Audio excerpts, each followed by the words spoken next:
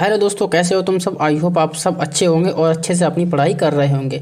तो देखिए दोस्तों, आज की इस वीडियो में हम एक देखिए दोस्तों नए टॉपिक को लेके आए हैं जो आपके लिए बेहद ही ज़्यादा मोस्ट इंपोर्टेंट होने वाला है। क्योंकि देखिए दोस्तों, मैं आपको आगे बताता हूँ। तो आज की इस वीडियो में हम देखिए दोस्तों पाइथागोरस प्रमेय के बारे में बात करने वाले हैं। देखिए दोस्तों, बहुत ही ज़्यादा मोस्ट इंपोर्टेंट टॉपिक है पाइथागोरस प्रमेय। देखिए दोस्तों, पाइथागोरस प्रमेय क्या होती है, आज हम ना सब कुछ बताने वाले हैं। इसकी पाइथागोरस प्रमेय की बोल खोलने वाले हैं कि पाइथागोरस प्रमेय क्या होती है, पाइथागोरस प्रमेय को हम कैसे सॉल्व करते हैं, और पाइथागोरस प्रमेय के ऊपर हम एक दो सवाल भी करेंगे जिससे आपको पाइथागोरस प्रमेय बहुत ही ज़्यादा क्लियर हो जाएगी।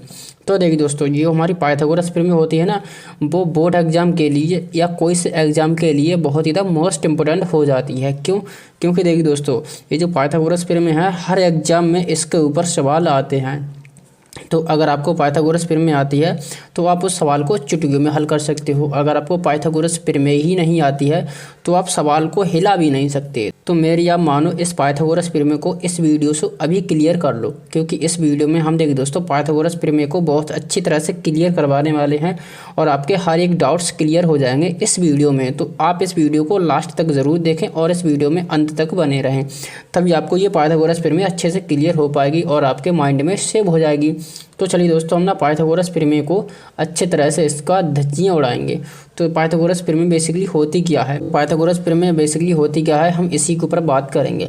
तो देखिए दोस्तों, पाइथागोरस प्रमेय की अगर हम बात करें तो वो एक त्रिभुज पर लगती है। अब त्रिभुज कौन सा हमारा होता है वो भी मैं आपको बता देता हूँ, बहुत अच्छे से बताऊँगा और बहुत धीरे धीरे आराम से समझाऊँगा जिससे आपको समझ में आ जाए, ठीक है। तो देखिए दोस्तों, जो हमारी पाइथागोरस प्रमेय होती है ना, वो एक त्रिभुज के ऊपर काम करती है। अब देखिए दोस्तों, त्रिभुज भी कई तरह के होते हैं, हमें सभी त्रिभुज के बारे में नहीं जानना, हमें केवल एक त्रिभुज के बारे में जानना है। जैसे कि आपके सामने ये त्रिभुज मैंने बना के रखा है, कितना देखिए दोस्तों सुंदर त्रिभुज बनाया है और देखने में भी अच्छा लग रहा है। कमेंट करके जरूर बताना अच्छा बना है खराब बना है। बेसिकली मैंने अपने चलते सही त्रिभुज को बनाया है, ठीक है। यहाँ पर ये हमारे पास त्रिभुज है, मैं यहाँ पर नाम भी लिख देता हूँ त्रिभुज, ठीक है। मैंने यहाँ पर नाम भी लिख दिया है और आपके सामने चित्र भी ड्राइंग कर दी है, ठीक है। तो ये त्रिभुज है और यहाँ पर मैंने लिख भी दिया है, ठीक है। अब देखिए दोस्तों, ये बेसिकली इसमें ये त्रिभुज है ना, इसमें यहाँ पर देखिए दोस्तों एक कोण 90 डिग्री का है बिल्कुल है, एक कोण 90 डिग्री का है। तो देखिए दोस्तों, जब किसी त्रिभुज में एक कोण 90 डिग्रीज का होता है तो उसे हम बेसिकली समकोण त्रिभुज कहते हैं, ठीक है। ये है ना, ये हमारे पास ये समकोण त्रिभुज दिया गया है, दिया नहीं गया है, बेसिकली आपके सामने ही है समकोण त्रिभुज। अब समकोण त्रिभुज बेसिकली आपको समझ आ गया होगा। समकोण त्रिभुज क्या होता है, जिस त्रिभुज में एक कोण 90 डिग्रीज का होता है या 90 अंश का होता है, ठीक है, 90 अंश का होता है, उसे हम समकोण त्रिभुज कहते हैं। तो आपको ये एक टॉपिक क्लियर हुआ होगा कि समकोण त्रिभुज क्या कहते हैं। आपके लिए हमने देखिए दोस्तों समकोण त्रिभुज के बारे में बहुत अच्छे से बता दिया है। समकोण त्रिभुज किसे कहते हैं आपको सभी को पता चल गया होगा। जिस त्रिभुज में एक कोण 90 डिग्री का होता है उसे हम समकोण त्रिभुज कहते हैं। अब देखिए दोस्तों, समकोण त्रिभुज के बारे में मैंने आपको क्यों बताया है, समकोण त्रिभुज पर ही ये पाइथागोरस प्रमेय लागू होती है। तो यहाँ पर देखिए दोस्तों, ये हमारा समकोण त्रिभुज है। अब समकोण त्रिभुज में यहाँ पर 3 भुजाएं हैं, ठीक है, त्रिभुज की 3 भुजाएं होती हैं। और देखिए दोस्तों, एक और नॉलेज मैं आपको बता देना चाहता हूँ, एक्स्ट्रा नॉलेज, ठीक है। त्रिभुज में देखिए दोस्तों यहाँ पर 3 कोण बने हुए हैं। एक तो ये 90 डिग्रीज का है, एक ये कोण है, दूसरा तीसरा ये कोण है, ठीक है। तो इन अगर तीनों कोण को अगर मिलाएं, ठीक है, तीनों कोण को अगर योग करें तो तीनों कोण का योग आएगा 180। ये समकोण त्रिभुज में ही नहीं, आप किसी भी टाइप का त्रिभुज बना लो, तीनों कोण का योग होता है 180, ठीक है। ये आपको ध्यान रखना है, ठीक है ना दोस्तों। जैसे मैं यहाँ पर इस त्रिभुज को बनाता हूँ, ठीक है, यहाँ पर ये 3 इसमें एंगल बने हैं, ठीक है। अगर हम ना तीनों अंतःकोण को जोड़ें तो इनका योग आएगा 180, ठीक है। ये सभी त्रिभुज में लागू होता है, ठीक है। अब देखिए दोस्तों, हम आगे बढ़ते हैं। अब यहाँ पर थे, देखिए दोस्तों, इसमें देखिए दोस्तों 3 भुजाएं होती हैं, ठीक है। अब 3 भुजाएं के इसके अलग अलग नाम हैं। तो हम देखिए दोस्तों 3 भुजा के यहाँ पर नाम लिखना स्टार्ट करते हैं, ठीक है।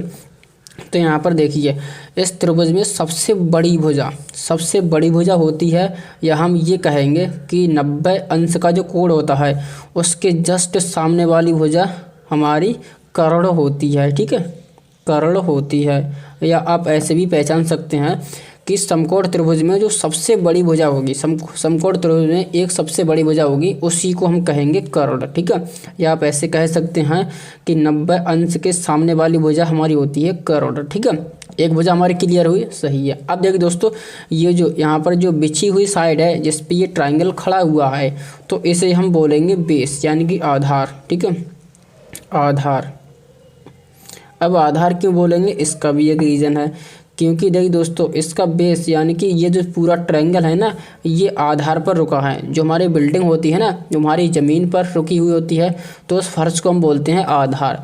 तो इसी प्रकार से जो हमारा त्रिभुज है ना, ये आधार पर रुका हुआ है, ये इस वाली साइड पर रुका हुआ ना, तो इसे हम बोलेंगे आधार। ठीक है, दो साइड आपको क्लियर हुई होंगी। ठीक है, कर्ण और आधार। अब देखिए दोस्तों, ये जो खड़ी हुई साइड है ना, ये वाली भुजा है, इसको हम बोलेंगे लंब। ठीक है, तो यहाँ पर हम लिख देते हैं लंब।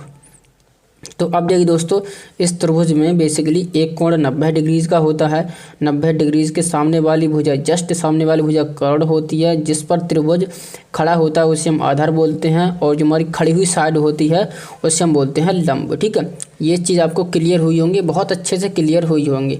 अगर आपको ये चीज़ क्लियर है तो कमेंट में यस जरूर लिख दें। ठीक है ना दोस्तों। अब देखिए दोस्तों, हम अब बात करते हैं कि पाइथागोरस प्रमेय, पाइथागोरस प्रमेय क्या होती है। अब देखिए दोस्तों, पाइथागोरस प्रमेय बेसिकली कहती क्या है। अगर देखिए दोस्तों, हम ना कर्ण का वर्ग करें, कर्ण का वर्ग करें यानी कि सबसे बड़ी वाली भुजा का वर्ग करें, तो वो बराबर आएगा आधार के वर्ग के प्लस लंब के वर्ग के। अरे सर, ये आपने क्या कह दिया।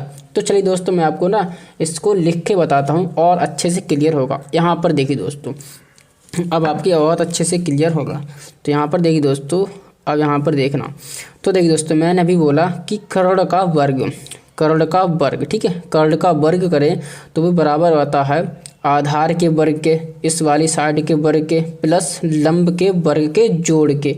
तो यही हमारी होती है पाइथागोरस प्रमेय। बेसिकली कुछ नहीं होता है, यही हमारी होती है पाइथागोरस प्रमेय। ठीक है, और इसको देखिए दोस्तों, हम ना एक और तरीके से लिख सकते हैं। देखिए दोस्तों, कर्ण को हम ना के अगर कह दें, ठीक है, आधार को ए कह दें, और देखिए दोस्तों लंब को हम ना एल कह दें, तो हमारी हो जाएगी कर्ण का वर्ग। ठीक है, इसको बहुत ही शॉर्ट में लिखने का तरीका है आधार का वर्ग और प्लस लंब का वर्ग। ठीक है, तो ये होती है बेसिकली हमारी पाइथागोरस प्रमेय। कर्ण का वर्ग बराबर होता है आधार का वर्ग प्लस लंब का वर्ग। ठीक है, तो इस तरह से हमारी देखिए दोस्तों पाइथागोरस प्रमेय कंप्लीट होती है। अब देखिए दोस्तों, पाइथागोरस प्रमेय से हमारी देखिए दोस्तों फ़ायदा क्या है, अब वो भी मैं आपको फ़ायदा बता देता हूँ। ठीक है, यहाँ पर देखिए दोस्तों, हमारे पास कोई एक त्रिभुज है। ठीक है, समकोण त्रिभुज है, उसमें देखिए दोस्तों दो साइड दे रखी हैं। अगर एक साइड हमारे को नहीं दी है तो हम पाइथागोरस प्रमेय से बहुत ही इजीली से निकाल सकते हैं। आप कैसे निकालेंगे, चलिए दोस्तों एक दो क्वेश्चन मैं आपको करवाता हूँ, तो आपको बहुत अच्छे से क्लियर हो जाएगा। ठीक है, अब देखिए दोस्तों, मैं यहाँ पर क्वेश्चन आपको करवाता हूँ। ठीक है, यहाँ पर मैं आपको क्वेश्चन करवाऊँगा तो आपको बहुत अच्छे से क्लियर होगा। ठीक है, सबसे पहले तो मैं एक समकोण त्रिभुज बना लेता हूँ। ठीक है ना दोस्तों, समकोण त्रिभुज, ये जो पाइथागोरस प्रमेय है ना, वो समकोण त्रिभुज पर ही लागू होगी, इसी पर काम करेगी। ऐसा नहीं है कि आप कोई दूसरा त्रिभुज बना लो इस तरीके से, तो भाई ये समकोण त्रिभुज पर काम नहीं करेगी। समकोण त्रिभुज पर काम करेगी और किसी त्रिभुज पर काम नहीं करेगी। ठीक है, जैसे अपना ये वाला त्रिभुज बना लिए, इस पर नहीं काम करेगी। ये अगर समकोण त्रिभुज होगा तब काम करेगी, समकोण त्रिभुज नहीं होगा तो इस पर भी नहीं काम करेगी। अब बेसिकली हम तो एक समकोण त्रिभुज बना रहे हैं। अब समकोण त्रिभुज में एक आपको कोण 90 डिग्रीज का दिया होगा। अगर नहीं भी दिया होगा तो समकोण त्रिभुज, अगर देखिए दोस्तों समकोण त्रिभुज आपको दिया है और उसमें 90 डिग्री नहीं लिखा है, तो इसमें इस तरह से सिंबल बना होगा, बिल्कुल इस तरह से एल टाइप का। ठीक है, एल टाइप का सिंगल बना होगा। अगर आपको ये दिख जाए तो आप समझ लेना कि ये 90 डिग्रीज का ही होता है सिंबल। ठीक है, तो अब यहाँ पर देखिए, अब यहाँ पर देखिए हम क्या करेंगे, इसको हम ना, ये जो हमारा आधार है इसको हम ना, यहाँ पर देखिए दोस्तों, इसको हम ना 5 मान लेते हैं। ये जो साइड है ना, इसको हम मान लेते हैं 5, और ये खड़ी हुई साइड इसको हम मान लेते हैं 12। ठीक है, इसको हम नाम दे देंगे ABC। और यहाँ पर जो हमारा कर्ण है ना, कर्ण को हमें बेसिकली नहीं पता है, तो कर्ण को हमें निकालना है कि ये जो कर्ण वाली साइड होगी ना, ये बड़ी साइड होगी, ये कितनी होगी। तो हम बेसिकली हम ना पाइथागोरस प्रमेय से निकाल देंगे। ठीक है, तो यहाँ पर देखिए दोस्तों, हमारे पास देखिए दोस्तों कर्ण कितना दिया है, कर्ण तो हमारे लिए निकालना है। आधार कितना दिया है, आधार कितना है AB। ठीक है, AB कितना दिया है 5। और देखिए दोस्तों यहाँ पर AC कितना दिया है, AC दिया है 12। AC दिया है 12 और बेसिकली हमें BC निकालना है। ठीक है, BC निकालना है। अब देखिए दोस्तों हम कैसे करके निकालेंगे, तो यहाँ पर देखिए हम ना वही पाइथागोरस प्रमेय लगाएंगे। पाइथागोरस प्रमेय में हम क्या करेंगे, करोड़ का वर्ग करेंगे। करोड़ का वर्ग, करोड़ ये है BC। ठीक है, BC का वर्ग करेंगे, BC का वर्ग बराबर। अब देखिए दोस्तों हम ना आधार का वर्ग करेंगे। आधार कौन सा है, आधार बेसिकली ये वाली साइड से है। ठीक है, AB। ठीक है, यहाँ पर AB कर लेंगे और फिर क्या करेंगे, इसका वर्ग भी कर देंगे, फिर जोड़ करेंगे। यहाँ पर जोड़ लगा है, फिर लंब का वर्ग करेंगे। लंब है हमारे पास AC, तो AC भी हम कर लेंगे और वर्ग कर देंगे। अब देखिए दोस्तों हम क्या करेंगे, इसकी सभी की वैल्यू पुट करेंगे। तो BC तो हमें निकालना ही, BC का BC ही रहेगा बराबर। AB कितना है, AB है 5, AB है 5 का वर्ग प्लस AC कितना है, AC है 12, तो 12 का वर्ग करेंगे। अब इसको और आगे सॉल्व करेंगे धीरे धीरे से, आपकी समझ में भी आ जाए। अब यहाँ पर देखिए BC का वर्ग तो हमारे पास चलता ही रहेगा जब तक वैल्यूज ना निकल के आ जाएगी। 5 का वर्ग होता है, 5 का वर्ग होता है 25। ठीक है, 5 पंजे 25 प्लस 12 का वर्ग होता है 12 बारी में 144। 144। अब देखिए दोस्तों हम इसको ना प्लस करेंगे, ऐड करेंगे। प्लस करना तो आपको बहुत अच्छे से आता ही होगा। तो यहाँ पर देखिए 5 4 9 और 4 2 6 और यहाँ पर 1। तो यहाँ पर देखिए दोस्तों BC, अब यहाँ पर ये वर्ग है ना, स्क्वायर है, स्क्वायर इधर जाकर रूट बन जाएगा, तो रूट 169। अब देखिए दोस्तों रूट 169 को हम बाहर निकालेंगे। तो यहाँ पर देखिए दोस्तों रूट 169 की वैल्यूज होती है 13 होती है, तो यहाँ पर 13 आ जाएगा। तो फाइनली हमने क्या करा है, फाइनली हमने 13 निकल के आ चुकी है। अब देखिए दोस्तों मैं आपको एक और तरीका बताता हूँ। जो देखिए दोस्तों 169 अंडर रूट 169 है ना, ये 169 को हम रूट से बाहर निकालेंगे तो ये प्लस माइनस दो वैल्यूज़ देता है। एक प्लस के 13 देता है, एक माइनस के 13 देता है। रूट हमेशा दो वैल्यू देता है, एक प्लस की एक माइनस की।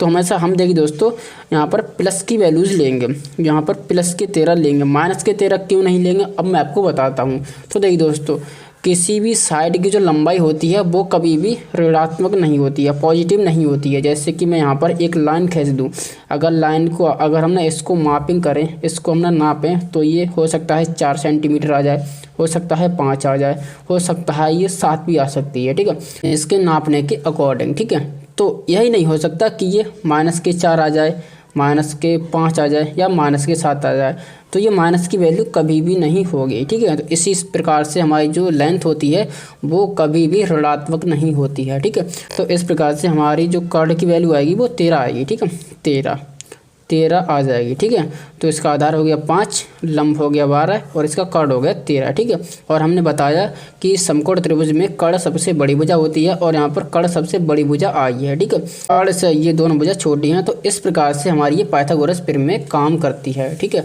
तो आई होप आपको ये पाइथागोरस प्रमेय समझ में आ गई होगी। ठीक है, पाइथागोरस क्या होती है, पाइथागोरस कैसे हम सॉल्व करें, पाइथागोरस के ऊपर क्वेश्चन भी आ जाए तो अब आपको ईजिली से सॉल्व कर सकते हैं। ठीक है ना दोस्तों, तो इस प्रकार से हम पाइथागोरस प्रमेय को सॉल्व करेंगे। आई होप आपको पाइथागोरस प्रमेय बहुत अच्छी तरह से समझ आ गई होगी। ठीक है ना दोस्तों, तो ये जो टॉपिक है ये एग्जाम के लिए या मैथ्स के लिए बहुत ज़्यादा मोस्ट इंपोर्टेंट टॉपिक है और ये टॉपिक के ऊपर क्वेश्चन हर एक बोर्ड एग्जाम में पूछ लिए जाते हैं, इसलिए मैंने आपको ये पाइथागोरस प्रमेय बहुत ही ईजिली तरीके से तैयार कराई है। आई होप आपको तैयार हो गई होगी। तो चलिए दोस्तों मिलते हैं ऐसे किसी नई वीडियो में, आपके लिए हम लाते रहेंगे ऐसे मैथमेटिक्स के टॉपिक, तो आप हमारे चैनल को सब्सक्राइब जरूर कर लें। तो चलिए दोस्तों मिलते हैं ऐसे किसी नई वीडियोज़ में। Thank you.